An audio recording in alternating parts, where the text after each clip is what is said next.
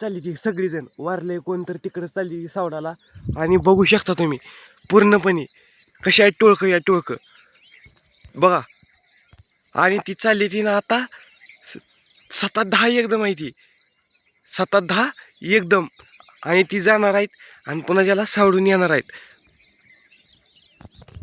कोण का आपलं मरे नका आणि कोण राही नका. जिंदगीमध्ये हा प्रकार होऊन पूर्ण करावा लागतोय, की कोण म्हणणार नाही मी असतो पूर्णपणे थांबा, मी आल्यानंतर पुढची प्रोसेस करू आणि हे करू. एक जिंदगीमध्ये 1 तास लेट झाला तर 1 तासानं तो माणूस पूर्णपणे वाळून खट होऊन जातो, ताटून जातो. आणि जिंदगीमध्ये हा कोण किती कसा आहे आणि कोण कसा किती नाही ह्यामुळे भ्रम करून उपयोग नाही.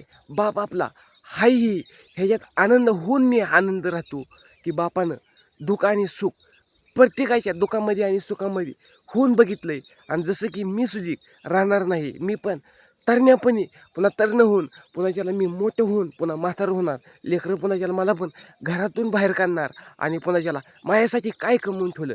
म्हणून माझ्या प्रत्येक काळजामधल्या भावासारख्या दोस्ताला सांगतो, बापाला कधी सिरियसली घेऊ नका.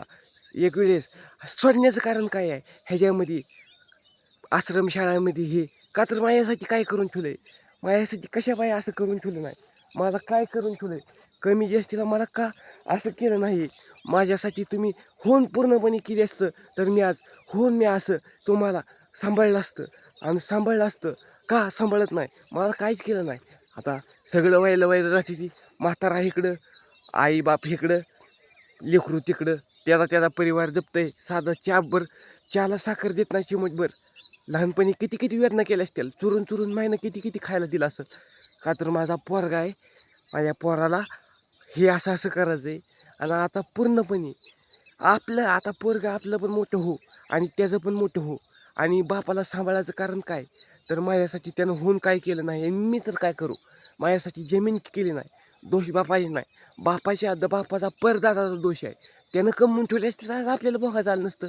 माया पण बापाला अर्धा एकर जमीन आहे, पण मी शिळी भाकर पाण्यासंगच खातो. आधीच मला सवय लावली, आयफोन मोबाईल म्हणलं का सपकावलं फिपकावलं त्या झालं.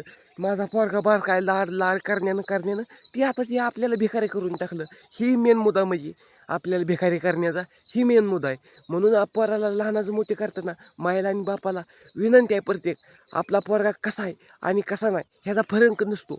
लहान्यापणी बारकाय लाडकाय म्हणून ना डोक्यावरती घ्यायचं नसता. लाड पण तेवढाच करायचा असतो जे की लाड करण्यानं आपल्या टोकऱ्यावरती बसून पुन्हा याला धार घालून कळलं. धार घालण्यासाठी बापाला होऊन पुन्हा तो सांभाळत नसतो. माझ्यासाठी त्यानं काहीच केलं नाही. लहानाचं मोठं झालं, शाळेला घालवलं, बारकाय त्याला आयफोन घेऊन दिला.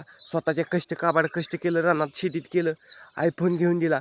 ती पण स्वतःच्या पायावरती पोरात टबळ्या वाबळ्या मारत हिंडा लागला, मावा गोवा खावा लागला. आणि पुन्हा ज्याला कळून चुकलं तुझा पोरगा मावा खातोय गेला का तांबाखू खातोय की, पुन्हा ज्याला मी बघितले मी त्याला काहीच बोलू शकत नाही. मी बघितलं ना त्याला दाखवतो मावा खातोय का गोवा खातोय का. अहो उसाला पण पाणी तवाच घालावं लागतं जेव्हा सुकल्यानंतर घालावं लागतो. आणि करपून गेल्यावरती त्याला काहीच उपयोग नाही किती जरी पाणी सोडलं तर. आणि ती पूर्णपणे आधी लहानाचं मोठे करतानाच त्याला ज्ञान शिकवून करावं लागतं. तेव्हा आपल्याला कडपर्यंत 100 वर्षे आपण जगताना सुद्धा ते बघत असतं मागं पुढं. काय झालं हो बाबा तुम्हाला, काय झालं हो बाबा तुम्हाला. हे नाही पोरासनी सांभाळायचं कारण बापानं. ही आपण लाडाचं मोठे केलं आहे. प्रत्येकजण म्हणत नाही मी लहान मोठं ज्या प्रश्न त्या मनाचा मनाचा बाप फोन लावून सुद्धा विचारतं काय चाललंय काय नाही. अक्षरशः इकडं बाप मिळाला तर पोरगा आहे नोकरीला दिल्लीला मुंबईला, त्याला नोकरी आहे 40-50 5 लाख रुपये वर्षाला, 10 लाख पॅकेज आहे. आणि त्या पॅकेजचं काय करतो, बापालाच तू सांभाळत नाही. आणि त्यात तुला लहानाचं मोठे शिळ्या भाकरी खाऊन केलं. आणि ती शिळ्या भाकरी तू जाण राखून ठेव ना, पूर्णपणे तू स्वतःच्या हिमतीवरती केला. आणि 25 जणांचे बाप ध्यान देते ती पोरं, का तर त्यांनी दुःख आणि सुख बापाचे सोसलेले आहेत. त्यांनी लाडच केला नाही ना, जसं की माझ्या बापानं माझ्यानं लाडच केला नाही. कमी वयामध्येच इसका घेऊन 10वी तोडा लागली, त्याला सुधरत नाही बापाला कसं माघारी बोलायचं कसं नाही. आणि ज्यानं लाड केला असू दे. अहो कुत्री सुधी तवा मारू शकते लय पिली झाल्यावरती, खाऊन टाकते एक पिलू पूर्णपणे. आणि ते म्हणत ना अंत्यविधीला ही माझ्याला कोण आलं काय नाही आलं काय मला फरक पडत नाही. पडतं या फरक तिला. त्यांचं काम, त्यांची ती खाणार फिरणार जरी मिली पिली सगळी तर पुन्हा ज्याला ती आणखीन पुन्हा ज्याला नव्यानं पुन्हा होणारच आहे.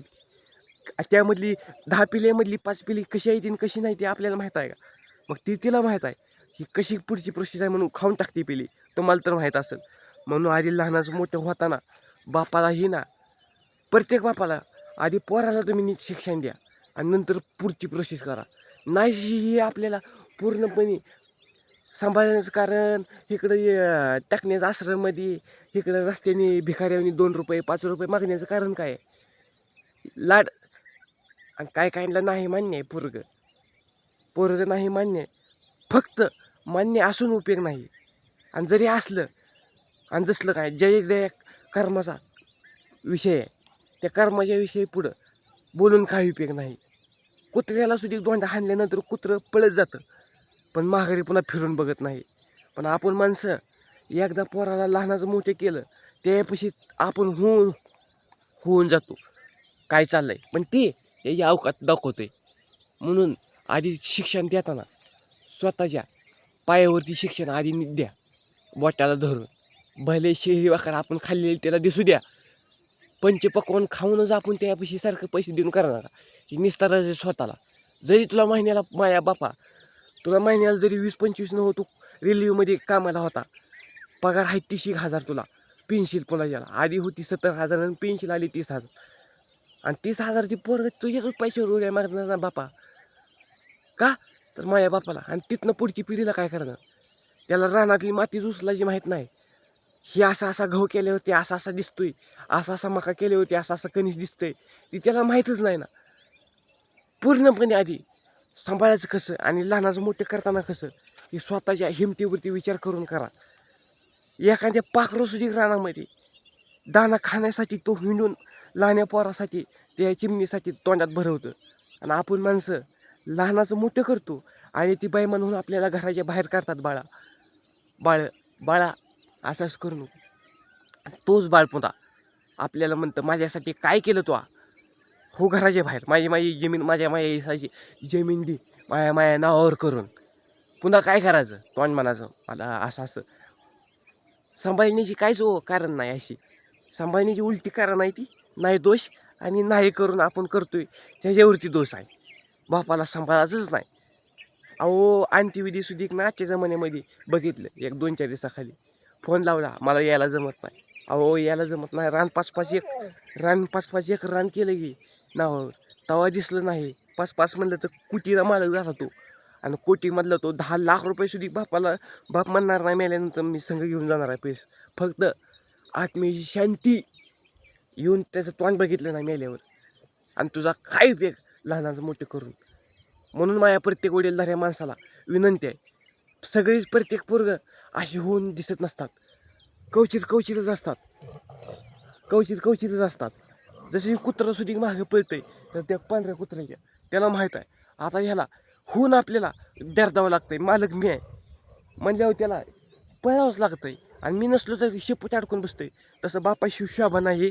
आणि विचार करताना आधी वडीलधारी माणसाला माझ्या बापासारख्या वडीलधाऱ्या माणसाला शिक्षण देताना आधी 1 लिहिताना तिथं 1च्या अगोदर 0 असतो पण तिथं 10 बनवताना 10 वेळा विचार करून पूर्णपणे त्याला पुढची प्रोसेस द्या.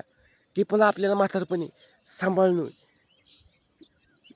पैसा आपण काय घेऊन जाणार नाही. लाख रुपये जाताना खाली ठेवून जाणार आहे. पण शिक्षण नाही सांभाळण्याचं कारण आपल्याला पोरांतरकडं सांभाळायचं म्हणलं ना तर त्याला आधी तुम्ही शिक्षण द्या. आश्रममध्येही टाकू शकत नाही ती. ह्याच्यामुळंच मी महाग आहे तुम्ही महाग आहे. त्यासाठी की माझ्यासाठी काहीच केलं नाही मी त्याला सांभाळू शकत नाही. म्हणून 1 लाईक आणि 1 सबस्क्राईब आणि बेल आयकॉनचा घंटा प्रेस करा. माझ्या ह्याच्याने सांगायचा प्रयत्न तेवढा होऊन करीन. आणि यूट्यूब आणि फेसबुक पेज आणि बायोमध्ये लिंक आहे जाऊन फॉलोअर्स करा. आणि तिथं पण मी कंटेंट चांगले टाकत असतो. तुम्हाला पटलं तर तुमचा प्रश्न आहे. पोरगा कसा आहे आणि कसा नाही हे बघण्यावरून कळू शकतं नाही बोलण्यावरती नाही. तर जाऊन बघा फेसबुक आणि यूट्यूबवरची लिंक आहे जाऊन फॉलोअर्स करा. आणि यूट्यूब फेसबुक पेजवरून पाहत असल्यावर तर तुम्ही 1 फॉलोअर्स करून लाईक करायला विसरू नका. जिंदगीची कहाणी पुढं स्वतः झुकून चालत नाही पोराला झुकावं लागतं आधी, तेव्हा आपण ताच चालतो. आणि पोराला लहान आहे म्हणून टकुऱ्यावर घेतल्यावरती आपल्याला ना भिकाऱ्याने भीक मागावं लागते. द्या की ओ दादा 2 रुपये, द्या की ओ दादा 5 रुपये. ही अशी रस्त्यानं दुकानाने मागावं लागते. मी दुकानात रोज तसंच आहे, बघतोय 5 रुपये. काय करायचं बाळा, पोरगा सांभाळत नाही मला, त्याला चांगलं चांगलं करून दिलं. कालच ऐकलं म्हणून मी आज तुमच्या पुढं बोलावं म्हणलं. तुमचा प्रश्न आहे, ह्यापुढं कोण करू शकत नाही. ज्या हात मोडल त्याच्याच गळ्यात असतो म्हणून, ज्याचा हात मोडल त्याच्या गळ्यातच असतो म्हणून दुसऱ्याच्या नसतो. मग स्वतःचा प्रश्न स्वतः पहिलेच उपस्थित असतो, मग दुसऱ्याला सांगण्यात काहीच मजा नसते आहे. मग हा ध्यानात राहू दे बरं का. अजून पण वेळ गेली नाही, कसं सुधारणा करायची ती बापाकडे असते. पण पोराला ज्ञान द्यायचं ती स्वतःच्या हिमतीवरती द्या. कायम आपल्याला 100 वर्षीचं जगतच नाही आपण.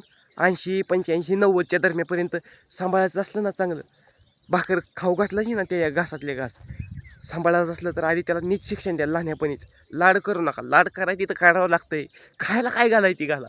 मोबाईल आणि ही देण्यानं असू दे हे असू दे, पोरात टवळ्या हे करण्यात, पोरात हिंडण्यात, पोरात एक हिंडून देऊ नका.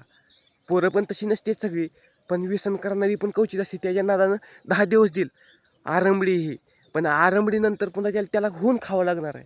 आणि हे कधीही खरं आहे, ध्यानातच राहू द्या.